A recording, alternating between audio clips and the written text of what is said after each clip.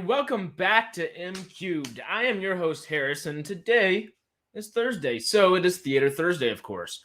And I'm not feeling 100% right now, so this may be a little bit shorter of a stream. But the things we are covering, I thought Oppenheimer was coming out with some advanced screenings, and I was going to be able to go see that tonight.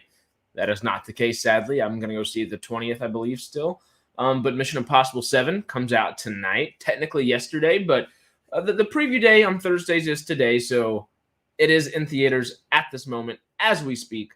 So it is available to go see. And I had a really good time with it. So we'll talk a little bit about that one. There's Gray Matter on HBO Max that's coming out this weekend as well. There's Quicksand on Shudder, and there's Bird Box Barcelona on Netflix. So there's a couple other things coming out, and we'll kind of maybe get into a little bit of that. But the meat of this stream is going to be I need to reread the article myself, so we're gonna do that together. And it's movie taglines, where'd they go, why we need them back, and what happened to the mid-budget movie, which is exactly what I should have titled this stream. I meant to do that, actually. I didn't look to my left to write that. I wrote whatever I ended up titling it. What happened to the movie tagline? That's right. See, I like what I said there better. We're going to add that there. Anyway, let's jump into it. I have my beautiful, wonderful, I do need to put this up, intro that old Matthew made. So, let's do this thing.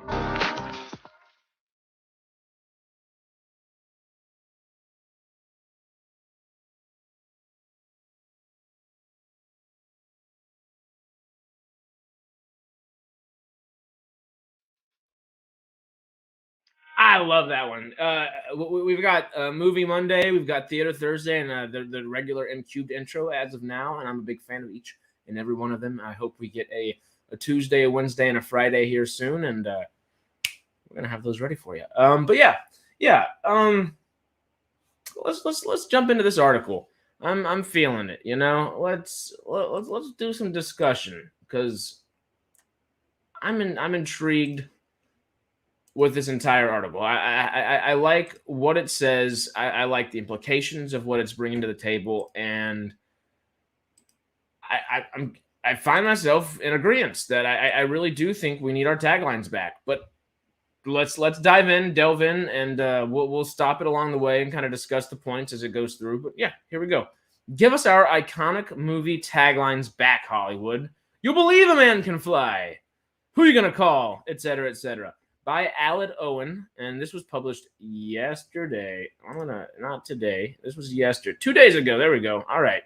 Loglines are used by screenwriters to sell their movie ideas to studios and production companies, whereas taglines are one-liner setups for the finished movie, designed by marketing teams to sell the film to audiences. In both cases, their purpose is to pitch the movie and get people excited. Over a century of cinema, this necessity has given the world some taglines that have become almost as memorable as the movies themselves. Iconic taglines such as "In space, no one can hear you scream." Excuse me, I'm going to do that again. Iconic taglines such as "In space, no one can hear you scream," Ridley Scott's Alien, and "You'll never go in the water again," Steven Spielberg's Jaws, are still synonymous with the relevant movies today. Even their respective sequels relished the art form of the tagline. For instance, Alien vs. Predator, "Whoever wins, we lose," and Jaw 2's "Just when you thought it was safe to go back in the water." But why aren't iconic movie taglines necessary for promoting modern blockbusters? Despite enduring the present day, the use of movie taglines has declined overall. God, I told you I'm not feeling great. My English isn't working too well. This is due in part to the new methods by which studios make their money. Mid-budget movies are loosely defined as costing $5 million and $75 million to make, and usually feature a Hollywood movie star or two and a story based on an original screenplay. I think that should say $5 million to $75 million to make. These make up the majority of exciting 70s espionage thrillers, nostalgic 80s comedies, and your favorite 90s rom-coms. It's understandable that these star-driven vehicles would require some extra context as to the context of the story, or the content of the story, and so they required taglines. Can the most famous film star in the world fall for just an ordinary guy? Being the tagline for Notting Hill, for example. With the death of the mid-budget movie came the decline of the tagline. And here's why it happened. So far, still in agreement, huh? This is, I think, the second time I've read this. I haven't read it, of course, since Wednesday on Cinema Scoop Wednesday. But, yeah, I'm with him. We've been talking a lot on Sidetrack and on MCubed about how not necessarily the mid-budget movie, but yeah, that we haven't necessarily called it and stated that with that term, but that's essentially what we've been saying is just we need that mid-budget movie back. We don't need giant, huge blockbusters, and we need independent art form type studios to be really making the things that people want to make. We need creators happy to be creating and not committees, you know? Anyway, let's keep going. I might get a little sip of water right quick here. Uh-oh, got an ice cube. All right. So what killed the mid-budget movie? In its simplest form, the power of a movie star in getting a film made was that their name and notoriety self-marketed the film to an extent. Knowing that Leonardo DiCaprio's leading roles have earned studios over $6.6 billion over 23 films meant that $20 million he charged to star in a movie was often a wise investment for the company, and that by casting him, his enormous fan base was likely to buy millions of dollars worth of tickets. Today, however, as fewer and fewer people flock back to the theaters or buy DVDs, studios have been forced to become safer with their investments. The movies that we used to make, you could afford to not make all your money when it played in the theater because you knew you had the DVD coming behind the release, Matt Damon told Hot Ones. When that went away, that changed the type of movies that we could make. That's suddenly a massive gamble in a way that it wasn't in the 1990s when they were making all of those kinds of movies. Today, studios focus their attention on franchise films with a proven track record of earning the money that it would cost instead of championing as many original ideas as they used to. Franchises such as the Avengers, it may have saturated the range of the cinematic landscape over the past decade, but as its star Anthony Mackie admitted, there are no movie stars anymore. Like Anthony Mackie isn't a movie star. The Falcon is a movie star. The death of the movie star and the rise of IP have been credited with the recent decline in originality, with studios only pushing for a limited number of mid-budget movies anymore. These are often films that are likely to do well with the Academy Awards, thus garnering the studio a different kind of success. As a result, the movie tagline has become less important in marketing films to a potential audience since the films themselves are already established entities. Seeing the words Transformers or Fast and Furious tells the audience everything they need to know about an upcoming installment, thus making the tagline redundant. So, I mean, they have a point there. They've got a point. It is redundant for IPs in a lot of ways. Like Deadpool, you could just say Deadpool. There you go. X-Men. Most of the time, you can just say X-Men. Of course, Marvel's there. Star Wars is just Star Wars at the moment, I guess. Star Trek, same thing. Stargate, it could even be the same thing. It goes on and on. Lord of the Rings, you kind of just toss that on there. Except that one's a little different because it does vary in quality. And, of course, Rings of Power is just not what we expected it to be or hoped for it to be. Hopefully, Season 2 will change that, of course. But, yeah, taglines in general. Because I guess taglines could work for streaming services as well on their streaming films and their streaming shows, you know. But it's interesting that they have kind of gone to the wayside, mostly because of IP, it feels like. Yeah, interesting. Anyway, let's continue. What makes a movie tagline effective? The genius of the tagline is best expressed when exemplified, who you gonna call? Not only does this question, with its specific spelling and phrasing, trigger an automatic response in the reader's head, but we've been trained to answer with excitement and exclamation. Ghostbusters marketing was paramount given its original and frankly bizarre premise. 4 New Yorkers team up to open a pest control company for eradicating ghosts from the city. Before the movie had entered the zeitgeist, one might imagine this to be a horror movie or a macabre children mystery like Scooby-Doo, but with its question and answer taglines, powered by Ray Parker Jr.'s #1 hit, in which its slogan was repeated, Ghostbusters' unique tone and absurd comedy became clear in as few as 4 words. Yeah, that's true. The recent shift towards prioritizing franchise cinema and movies based on IP is not a sustainable practice, as obviously every known entity needed to be pitched and marketed in the first place to gain its current status. Every now and then, the modern-day movie star will be hired by a studio to promote their rare mid-budget movie, at which point a tagline's power becomes paramount. Part of the reason the new Jennifer Lawrence R-rated comedy No Hard Feelings feels like somewhat of a throwback is due to its clever title, using hard feelings to allude to its promiscuous humor and its inevitable apologetic final act. This is then enforced by the poster's tagline. Pretty awkward, with the first word printed above Lawrence's face and the second above her co-star Andrew Berth Feldman's adolescent nerd character. Yeah, honestly, No Hard Feelings. That's the perfect example of just what's come out recently that uses the tagline well. I really like No Hard Feelings, and Pretty Awkward was one of the things that I guess did stick with me while I was walking into the theater. Was pretty awkward, obviously, for each respective actor there.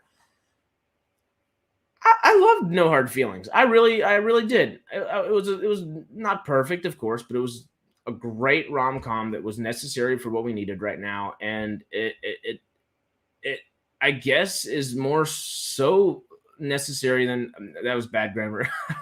Like I said, I got a headache like a motherfucker right now, so we're working with it. But yeah, no, I guess it was more than just like the rom com or the comedy that was necessary at the moment, because it is a very decent mid budget movie, and it's or above decent. It is a decent budgeted movie, is what I was trying to say, and it has a tagline. It has a tagline that's memorable and simple and only 2 words. It has one, maybe two, like Matthew Broderick's in there a little bit, big movie stars and like a couple of TV stars kind of in supporting roles.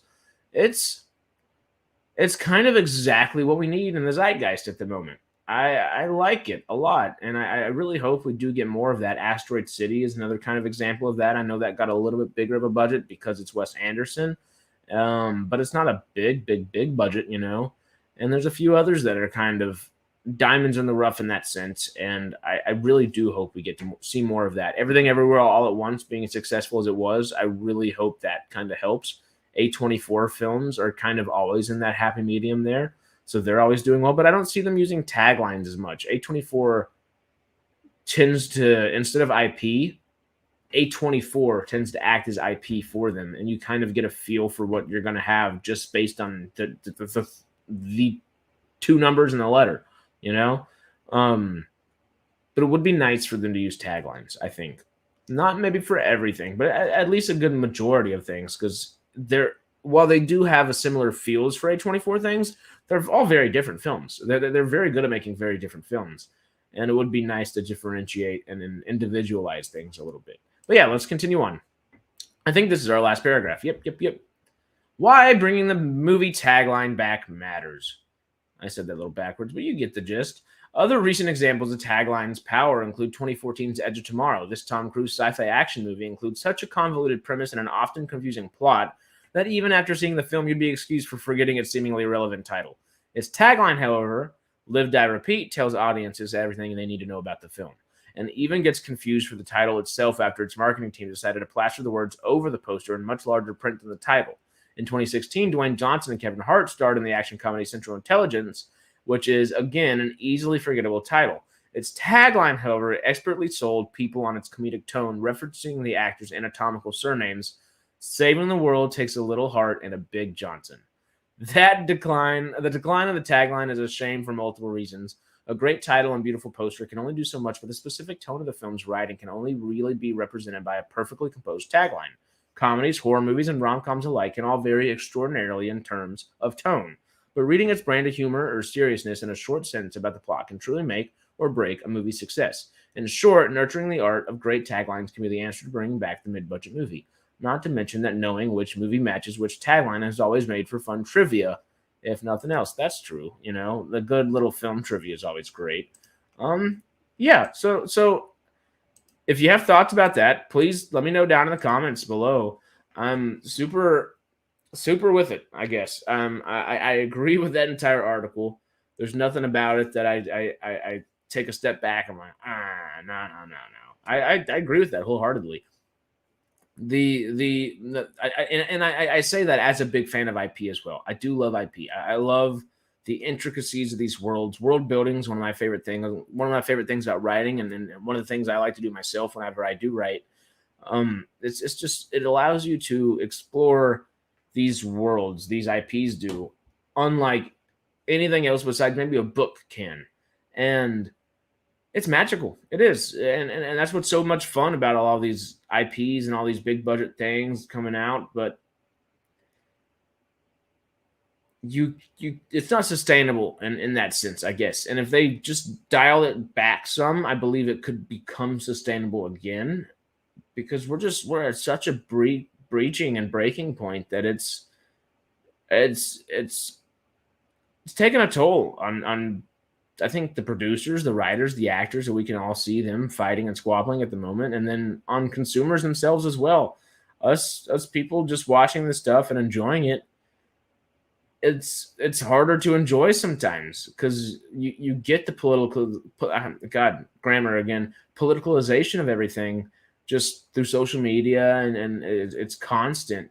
You see these things from production all the way to post-production, all the way to the theater, and then what happens after. And then, actors might have something going on behind the scenes, or the producers or the directors, whoever. And it's everything seems so in your face now. And I think the mid-budget movie would be a good way of like bringing that back, where like, yeah, you might have a movie star that, and it might be fun to like, who are they dating or something like that, a little TMZ kind of thing. But hopefully it gets back to not so much like your legit personal business and like milestones in people's lives, I guess. And that might bring a movie star back. That might bring the movie star back, quote unquote.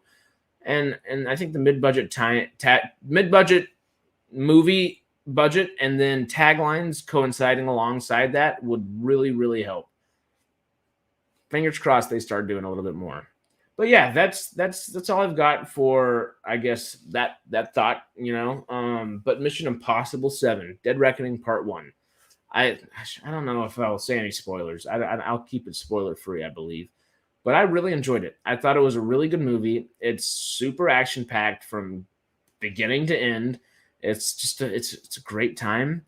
And I think it's really well made. Christopher McQuarrie did an excellent job. Tom Cruise did an excellent job. Of course, I expect nothing less from them. The stunts were, of course, insanity.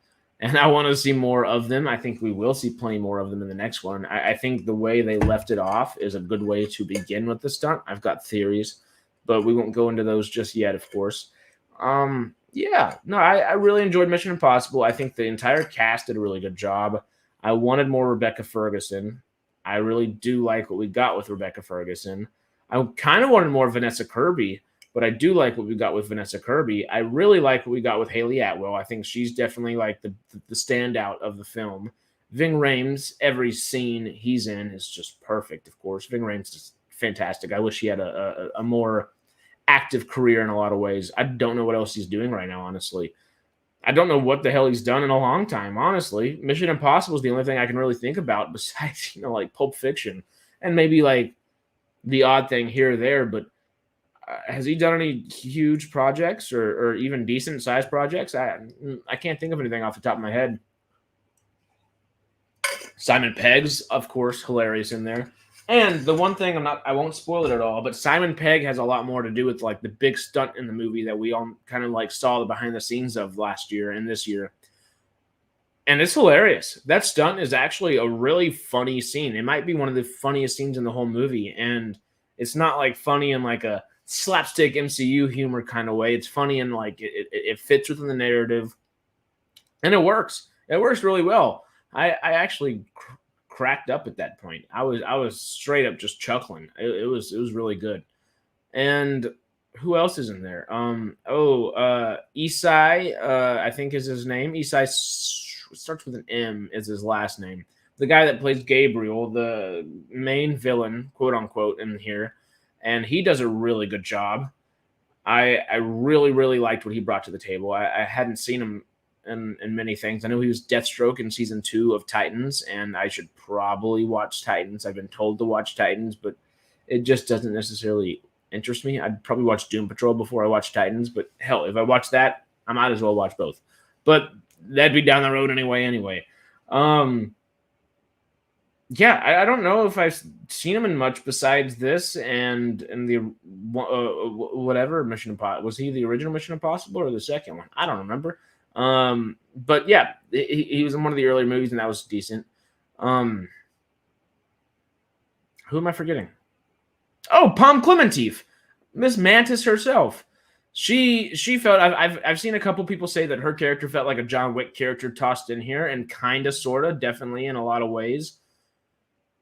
But I think it worked. I think it worked very well. I really liked her character. It was that character that felt not necessarily necessary to the plot, but it added to it. It added character for both. It added character development, not just for Palm Clementi's character itself, but for Gabriel the villain and Ethan Hunt our protagonist, and their overarching stories, I guess, within this film. So I thought her character ended up being like on the surface level, it looks like she wouldn't be all that important. She just looks like a really cool goon that can be sent places, and yeah, she does do that, but there are a few little small moments that mean a lot, and I like it when a film takes the time to do those little moments graciously and really let them sink in and sit in and push the narrative forward without having to use a whole bunch of words, without having to do a whole bunch of things. It's just one small action or one small sequence or something like that. And Palm Clementif does that a couple different times, and it's really good. It's really good. I don't want to get into any details, though, of course, just to keep it safe and spoiler-free for you. So, yeah, besides that, I thought I was going to see Oppenheimer in an hour, but negatory Ghost Rider. There is no early screening that I thought was going on. My Regal app was lying to me, I guess. I don't know. But I will be seeing that within the week. And same thing with Barbie. I'm pumped for both of those. I might go see Mission Impossible again, honestly. I saw Sound of Freedom last night, and that was intense. That was dark. That was deep. That was great. I don't know if I ever need to see it again, but it's something that I would watch again because it's that good. But I don't know if I ever need to see it again. It's kind of like Schindler's List in that kind of like it's just it's not to the same quality as Schindler's List, of course. Steven Spielberg just made. We've seen Schindler's List, you know how good it is. And this film is really, really good. It's just not like the filmmaking is not to the same degree necessarily. I still think it was a very well made film in just about every aspect.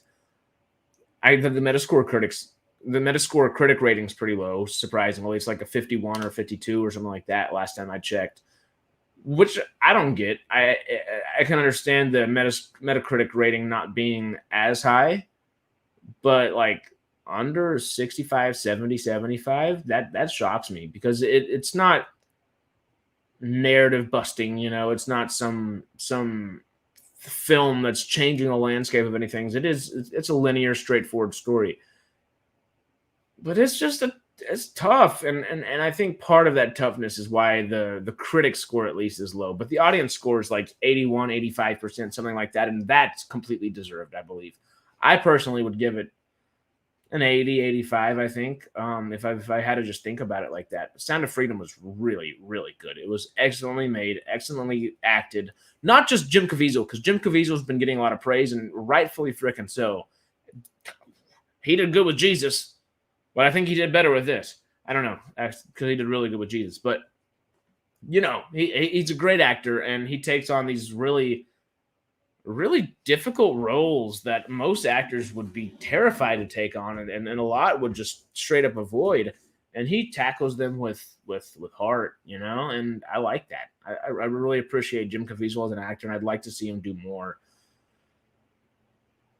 But yeah, it's deep.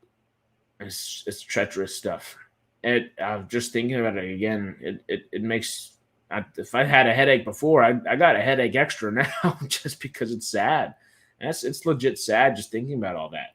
But talking about sad and dystopian, no, I didn't say dystopian, but sad worlds, dystopian worlds to bring it there now is Bird Box Barcelona is coming out on Netflix today or tomorrow. Today at midnight, I think, maybe.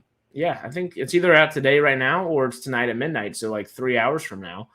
And I do like Bird Box. I do like Bird Box a lot. My buddy is one of my good friends is Jay from little SJ from The Blind Side, and he was in Hancock and a couple other things. So he's a big Sandra Bullock person. Of course, she played his mom in The Blind Side. So I like to support Sandra Bullock as often as possible. And if Sandy Bullock had made a sequel to Bird Box Barcelona or Bird Box, I might be a little more inclined to watch it. But like, I like the idea of exploring the world a little bit more. And this is kind of that mid-budget thing that we need. And if it were in the movie theaters, I would definitely go see it, which is the weird thing. Streaming makes me not want to watch it immediately. But if it were in a movie theater, I would be watching it right now. So Netflix, please put things in the movie theater. Like Extraction 2 should have been in the movie theater. I'm just saying. That was a damn good action movie. The first one, I think Jay and I talked about it this morning, or maybe yesterday, one of the two. And yeah, the first one's really good, action movie wise. The plot's not really there. This one has a decent plot. It's not the most convoluted plot in the world. It is fairly simple and narratively straightforward, but it is good, and the action around it is quite excellent. So I would have loved to have seen that on the big screen. I'm glad I got to see Glass Onion on the big screen. So definitely just keep putting things out on the silver screen Netflix. Please, please, please, please, please, please, please. It's a good way to make money, y'all. Come on. Come on. Make that cash. So then you can pay your actions residuals, you know? It'd be nice. Anyway, the other things that are coming out this weekend, there's a new horror movie called Quicksand on Shudder. And I love Shudder. I don't watch it as much as I should, but now that we're possibly going to be trying to sell a movie that I'm making currently, acting in, of course, to Shudder, I should probably watch a little bit more. So I kind of want to watch it. Quicksand sounded interesting. I think I watched part of a trailer that looked pretty damn good, so I might check that out this weekend. But Gray Matter on Max or HBO Max, whichever you tend to call it, that looks decent. That looks pretty cool, and I kind of want to check that one out. I might take some time out Saturday or Sunday or something to watch that. And yeah, no, that seems pretty interesting. I like the ideas of it, you know. But that is it for me, y'all. I got a headache. I don't feel super great. I don't feel like bad, you know. I'll be here in the morning and I'm gonna feel great, and it's gonna be another news day, and we got plenty to cover, plenty to talk about. It's gonna be wonderful. But I will probably cut this a little short. Should we do a quick little smoke stream? Yay, nay, maybe. There are a couple people here. I don't know who's here just yet because I've been kind of monologuing for a little bit, which I don't mind doing, of course. But should I do a little smoke stream? Whoever's here, shall we toke a little bit? I can go grab my dabs and get the old torch out and burn them lungs a little bit, because I will watch the Mayan season finale in a little bit. I think season finale for season 5, but series finale, so it is ending, and I'm gonna do it even with this headache because I want to watch it the day it airs.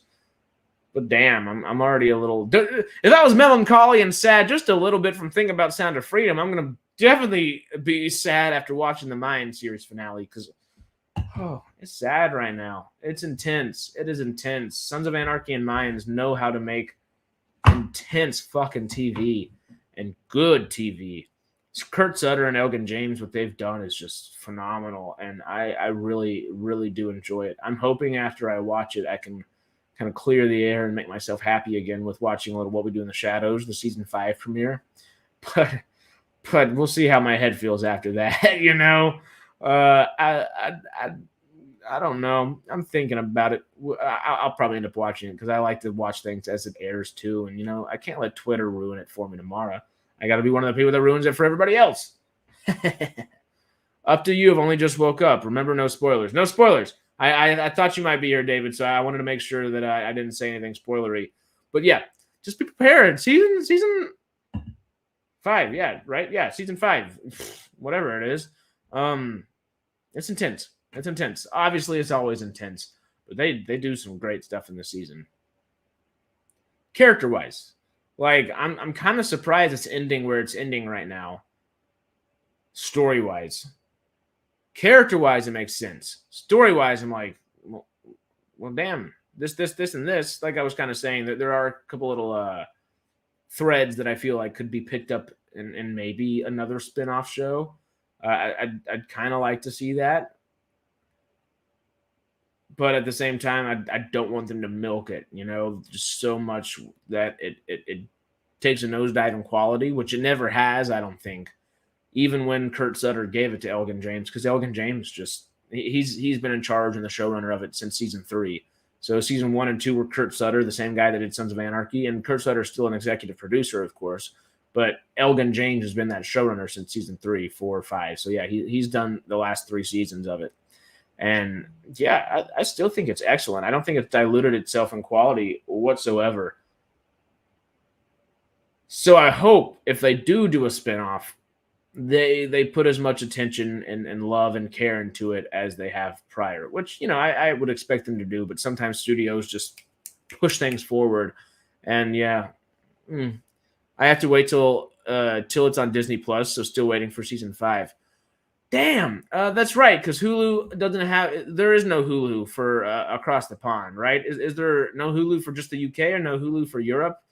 I'm not positive which one that is. But it always throws me off talking to Jay and Matt, and of course you, David, just the differences in the streaming stuff. I kind of like the European aspect of things because it keeps things together. And like on that Sidetrack interview with, I forgot his name. It was Mark, right? Mark something. It's not Mark Connors, because I know Connor Trenier is one of the guys. The guy from the Shuttle Pod show that Jay was talking to today on that beautiful, wonderful hour-and-a-half interview, or a little under an hour-and-a-half interview, which we're getting more of tomorrow. I'm excited for. They were talking about how it's different, I guess, in the UK and the US. I brain farted there for a second. But yeah, I don't really get it. Oh no, that's what I was saying. Yeah, they talked about how television was at its prime. Television was completely at its peak, and then collectively the industry was like, "We're gonna do streaming now," and completely screwed over the entire landscape of television and TV itself. Might be Hulu, but got to go through Prime Video and pay extra. Can't afford all of them. Oh, there you go. Yeah. Because there's only about 9, 10, 12 to actually go through. Good freaking Lord. I think I got 10 or 11 of them too, which is too many to be paying attention to, which I don't. I try to. I can't do all of them. I really lack with Peacock and Paramount Plus, and they have some really good projects that they made specifically for their services, but it's just, there's so much saturation, it's hard to get through, which is why I'd like to get some more of my guys on the channel, Schmook and Brad and a couple other people for this channel, maybe covering some other things that I can't cover as much, but it takes a little time, of course. So we'll get to that sooner than later. But while I'm here, let's do a smoke stream. I left everything in the other room, so I will go grab it right quick. But I'll play the little intro real quick again, and I love these intros. It's the main intro. I have 11 seconds. Here, I'm going to give y'all this one, because I don't know if anybody was here for the Theater Thursday intro. Let me know what you think about this intro.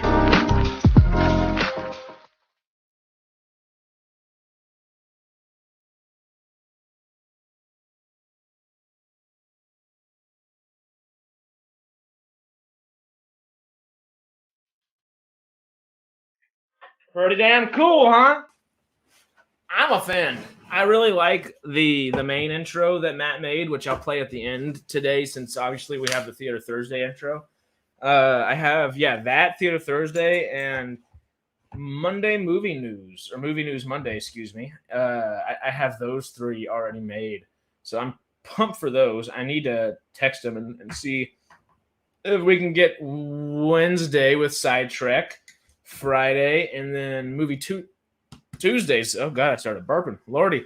Because that'd be great. Those little intros and stuff are just really handy to have, and I like that they're under 15 seconds too. It's kind of that perfect little thing. Both those are 15 seconds exactly, and then the main intro is 11. So that's kind of like that sweet spot. I'm a fan. I am a fan. Shall we do it one more time? No. Well, I could do it all day just because like I said, I like it so much. But let us do a nice dab here. I've got my dab rig. Got a fairly new banger on there, so it's not as dirty on that, which is nice because that other one I've just had for years and years, and it's kind of burnt out at this point. So while I was at the store the other day, I saw a couple cheap ones, and I was like, ooh, decent glass, decent price. I'll do it. So I bit the bullet. I got, I think, 2 new ones, which helped for my 710 barbecue the other day because, it was Dab Day, International Dab Day. And I really hope that becomes a holiday just like 420 is soon. Haha, I love this thing. It looks like a lightsaber. Like a lightsaber. I get excited by Star Wars things, of course. But yeah. This dab should be wonderful. I hope it makes my head feel a little bit better. I've got this fan hitting it just a little bit. Let me scoot that way. There we go. Can you hear this giant torch, or is it not bad? The microphone's pretty good about cutting things out that aren't my voice, but, I never know. I always wonder if my fan's going in the background or something, I always hope it's not, but it always could be. It always could be. And I can't really tell unless I have my volume of my TV in the other room, which I do like to have my TV on with these things on, just so I can kind of take a peek and check how the stream's looking and stuff. But obviously you don't want that volume up, or it's all kinds of weird reverberations and echoes and all kinds of things. But is the torch all right? It's not being too loud? Oh, as I said, the torch decided to die on me. Oh, come on now. I think it's hot enough to actually dab. Oh, let's see if I can get it started using this. There we go. It is running out of juice on me. Let's see if I can get it hot enough for this dab. Okay. That is all we're going to get out of that. That means it's dab time. Can hear it, but it's not off-putting. Oh, hell yeah. Okay, that's good. That is good. Even if it was off-putting, we were going to have to just deal with it for a second. So I don't even know why I asked it. I just wanted to know, for optics or something like that. No, I'm kidding. That is a chunky dab, which I've only dabbed once today.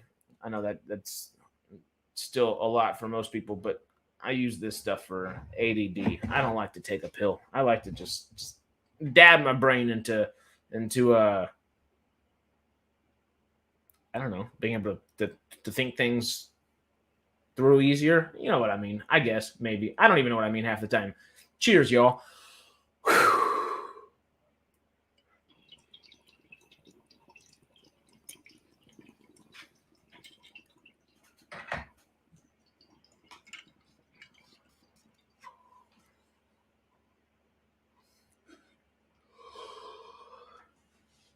Nice. That's smooth.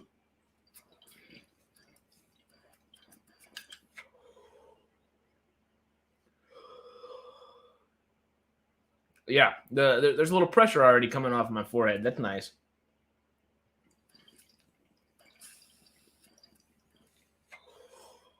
When I do have headaches, I try not to take like an ibuprofen or anything nowadays. Just smoke a joint, right? Tends to be, I was about to say cheaper. It's not cheaper. It's a $10 headache get rid of there, or like a $7 get rid of headache there. But sometimes joints do, like, it might do the exact opposite. It might fog your head up even more. And then I'll take an ibuprofen. But most of the time, I just smoke a joint instead of like taking an ibuprofen or an Excedrin or an Advil or whatever. And that helps a lot. And doesn't hurt my liver. Because Lord knows I've hurt that liver enough over the years. It's doing much better now, though. Doing much, much better now.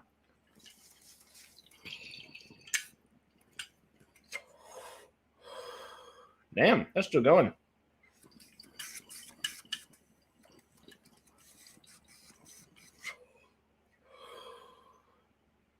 That's still going. Wow.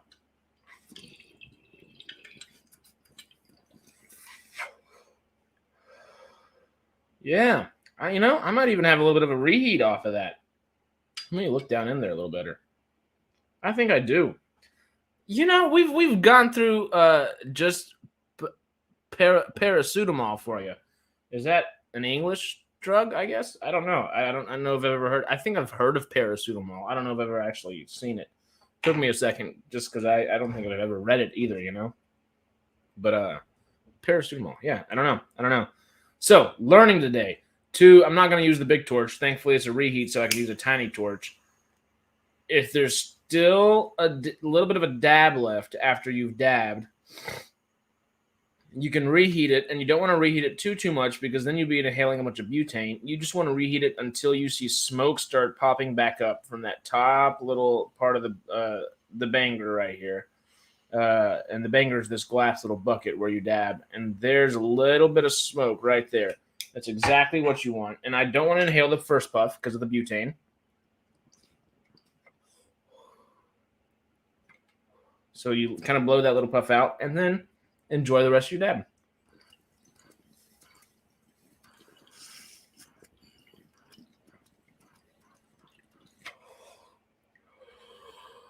Yeah.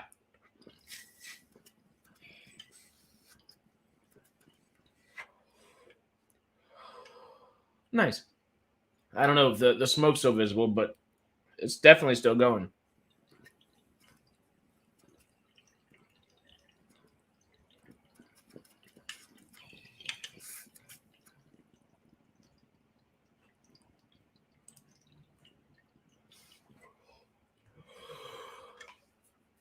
But yeah, I'm going to call that a nice, chunky dab. That actually made my head feel a lot better. like a lot better. Wow. Yeah. Wow. Anyway, so besides mines, what else are you talking about tomorrow?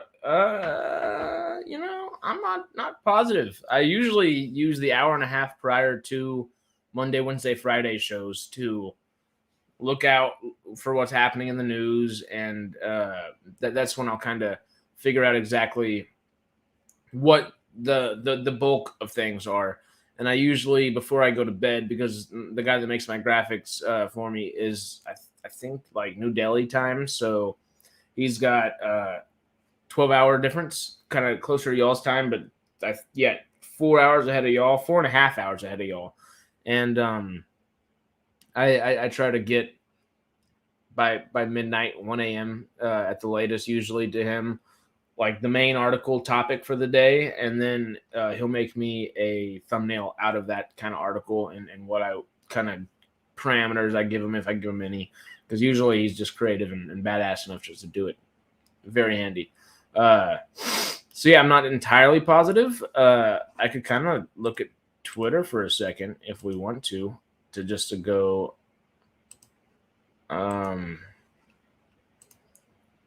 We can just check some news just to see. That might not be a bad idea. And then I'll call it a day after that, probably. Look, there we go.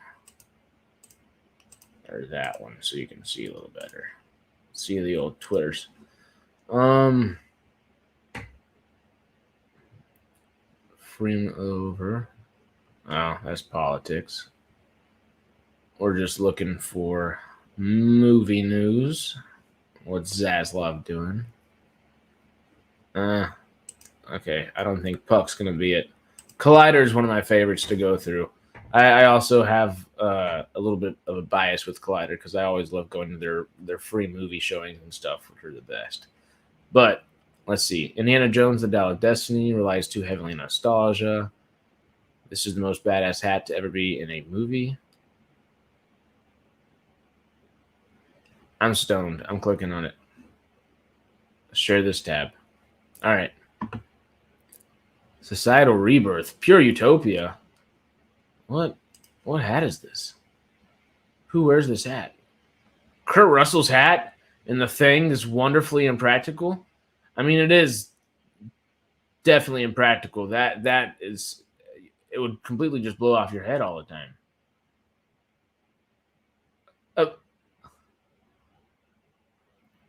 The hat says plenty about Kurt Russell's McGrade. There we go. McGrade. The potential. This sadly, no one in the rest of the film history would even attempt to pull this hat off ever again. Oh, whatever.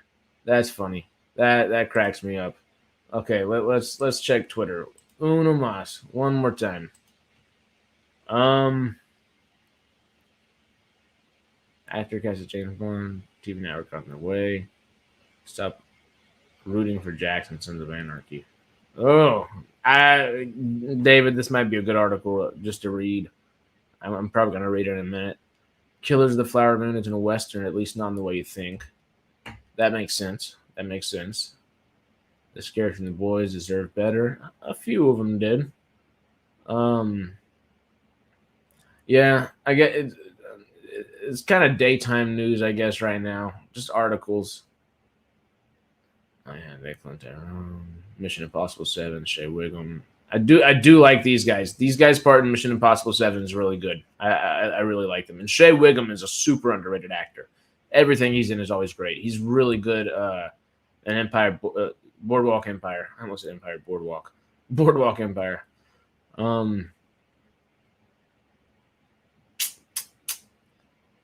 Yeah, there's just normal stuff. There are some good articles. We'll check Deadline and a Hollywood Reporter real quick. We'll leave it to Variety.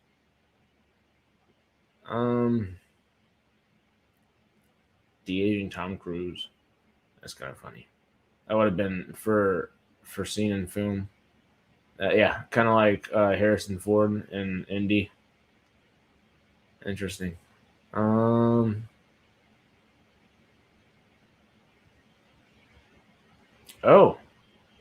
Oh, Lisa Marie Presley's cause of death revealed. That's big news. Let's share this tab now. Okay. All right. Double check. It's looking good. The Thing, one of my favorites. Yeah. And that hat, that's just kind of funny. That was pretty funny. All right. Lisa Marie Presley's cause of death revealed. The cause of death died in January at the age of 54 has been revealed.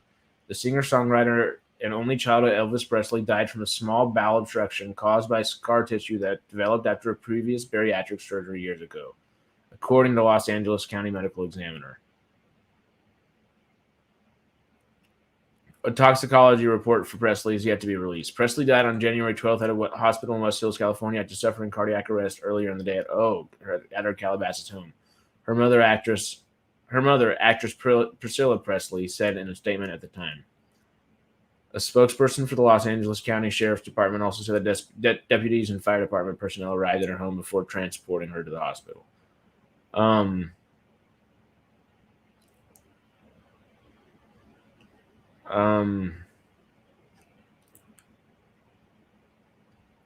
Okay, so yeah, that's talking about her estate down there. But wait.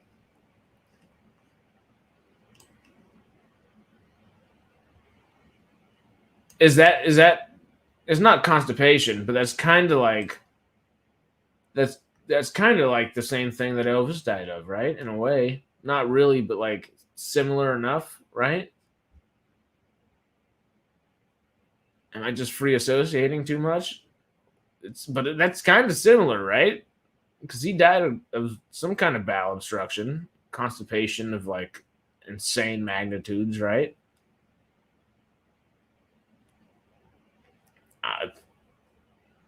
Like the apple doesn't fall far, I guess, you know. Damn. All right, well, that's one big piece of news today. Yeah, Off to the Races, box office. Yep. Question and answer on SAG after strike. The digital age is cannibalizing us. That would be an interesting article to read. Strikers writing salute to fucking nanny as SAG after orders walk out. Interesting. Yeah, so these are all newsworthy. What is this one? With an ABC sale on the table, Bob Iger brings Disney back to deal-making business. Ooh. That I might include that tomorrow. That's our first thing that we're going to use tomorrow. That's our first thing, right there. Booyah. Well, at that, let's call it a day. Let us call it a day. It is 9:30, just about over these parts. And my head is feeling a little bit better. So that's great. Thank you, weed. But yeah, that's it for me. Like, subscribe, hit that notification bell, do all that good stuff, all that nice spiel, you know.